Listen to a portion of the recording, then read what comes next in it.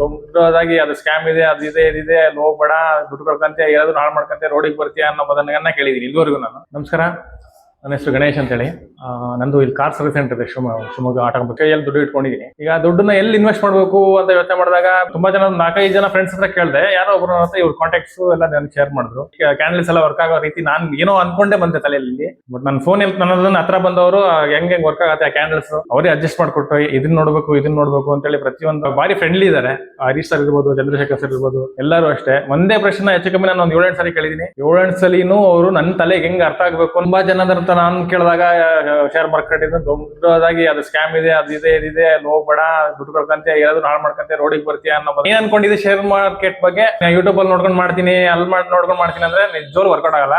ಅವ್ರು ಹೇಳ್ದಂಗೆ ಅಕಾಡೆಮಿಕ್ ಬಂದು ಇಲ್ಲದೆ ಸರಿ ಎಲ್ಲಿದೆಯೋ ಪರವಾಗಿಲ್ಲ, ಗೊತ್ತಿಲ್ಲ, ಒಟ್ಟಲ್ಲಿ ಅಕಾಡೆಮಿಕ್ ಅರ್ಥ ಮಾಡ್ಕೊಳ್ಳಿ. ಎಲ್ಲರೂ ಅಕಾಡೆಮಿಕ್ ಬಂದು ಕಲ್ತ್ಕೊಳ್ಳಿ. ಇದು ಮತ್ತೆ ಹೇಳ್ತಾ ಇದೀನಿ. ನಾವು ಬೆಳೆಯೋಣ, ನೀವು ಬೆಳೀರಿ, ದೇಶನ